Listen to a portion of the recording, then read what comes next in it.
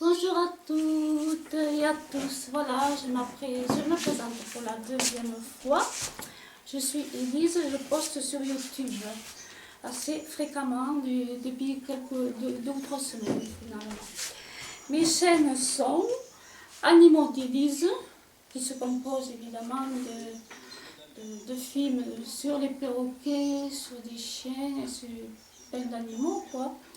Ensuite, la deuxième chaîne s'appelle Les vidéos d'Élise, avec les chevreuils aussi, expositions de voitures et événements différents. La troisième chaîne, Animaux filmés par Élise. Et la quatrième chaîne, Vidéo d'Élise et Jardin d'Élise, où bon, c'est mon jardin, mon petit royaume à moi, avec mes statues et bon... je voudrais faire découvrir à tout le monde, surtout ceux qui vivent dans le béton, bon, un petit peu un écrin de verdure et quelque chose d'un peu qui change l'ordinaire. Bon, voilà.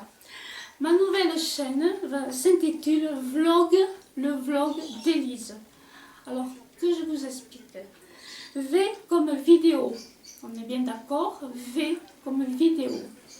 Et blog comme blog. Facile à comprendre, hein? On fait la relation entre les deux et c'est assez facile, je crois, à comprendre. Bon, donc, alors, voilà, ce sera ma nouvelle chaîne à partir d'aujourd'hui. Aujourd'hui, je vais vous parler du Tour de France. Alors, je vais vous faire un petit historique. Voilà. En 1903, le Tour de France se lance de Montgeron le 1er juillet devant le fameux petit café dont on a parlé souvent à la télé, le Petit Réveil. Il y a une belle histoire sur ce café. Première arrivée à Avraz, le premier vainqueur donc a été Maurice Gavin. Maurice Gavin, est-ce que vous en avez déjà entendu parler? Oui, je suppose. Le journal Lotto était l'organisateur et a triplé ses ventes grâce au Tour de France, évidemment, et au commencement de ce Tour de France. Pendant quelques années, le Tour était assez chaotique à cause du chauvinisme français. On le connaît bien, le chauvinisme français. Et malheureusement, des fois, ça induit pas mal de complications, bon, comme vous le savez. Les coureurs étaient souvent agressés.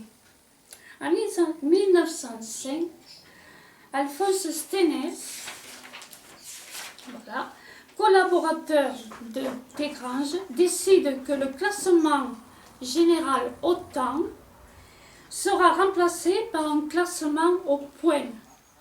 Je viens de vous dire que les coureurs étaient agressés individuellement par les spectateurs, parce qu'il y avait évidemment ce chauvinisme et des jalousies, enfin, des prétentions assez particulières. Donc, il y a eu un changement à partir de ce moment-là. Donc, en 1905, passage par le ballon d'Alsace grâce au comte Ferdinand von Zeppelin, qui demanda l'autorisation allemande, parce qu'il y avait une indexation allemande et qui posait un droit de veto. En 1907, il y a eu l'ascension du col de Portet.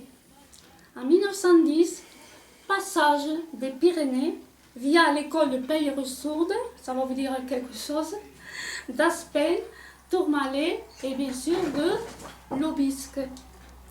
1911, remplacement du col de Portet par le col du Galibier. Lui aussi, on entend parler souvent du col du Galibier. Premier vainqueur de la première étape de montagne était Octave Lapise. Il ne faut pas les oublier ces gens-là, parce qu'ils ont été vraiment fabuleux et courageux, vu les conditions qu'il y avait à l'époque. Pas beaucoup de moyens matériels, les vélos c'était quand même assez rudimentaire. Donc Octave Lapise, le premier vainqueur de montagne, je me répète, en 1911. 1913, anecdote croustillante que j'ai relevée et qui me plaît, évidemment tout le monde en a entendu parler de cette fameuse anecdote. Eugène Christophe casse sa fourche, descend le col du Tourmalet et va à la forge du petit patelin de Sainte-Marie de Campan, Sainte-Marie de Campan, réparer sa fourche. Courageux, courageux le garçon, et gonflé en même temps. Bravo, là vraiment, chapeau bas. Belle histoire, belle anecdote. Il faut s'en rappeler celle-là. Voilà. 1914, le tour s'arrête. Pourquoi? Début de la guerre voilà, mondiale. Et oui, 14-18, une période tragique pour le monde entier. 1914, le tour s'arrête. 1919, le tour renaît, évidemment, heureusement, grâce toujours à Henri Lagrange. Je vais parler maintenant du maillot jaune. Pourquoi un maillot jaune? Premièrement, c'est la couleur des pages du journal Loto qui, à l'époque, a sponsorisé depuis le début le Tour de France.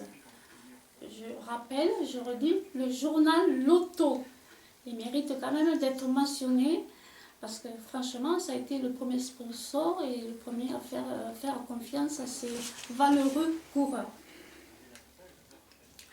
Deuxièmement, le jaune a été choisi, d'après vous, pourquoi aussi? Pour la deuxième raison.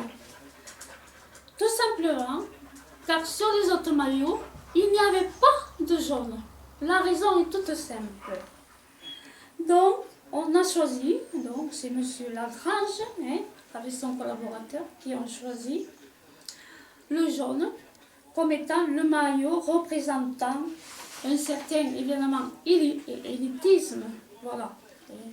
Porter le maillot jaune depuis, oui, porter le maillot jaune depuis, est symbole de fierté, mais aussi d'abnégation, de souffrance et de mérite.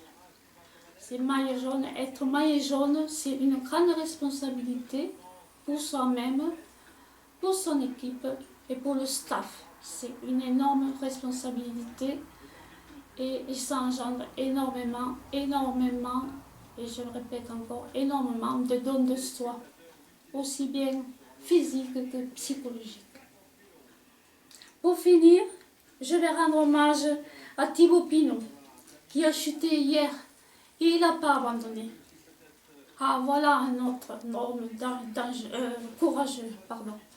À 38 ans, chuté comme il a fait, il a eu plein cette année de petits pépins, des crevaisons, plein de choses évidemment. Et là, chapeau bas, monsieur Pinot. Je rends hommage aussi à Romain Bardet, les galopins, nos petits chouchous, mais aussi à tous les autres coureurs de toutes les autres équipes, de toutes nationalités. Ils ont vraiment un grand mérite.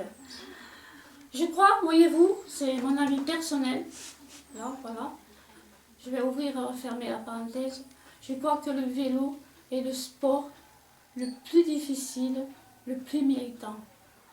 Parce que dans le vélo, il ne faut pas tenir compte des intempéries.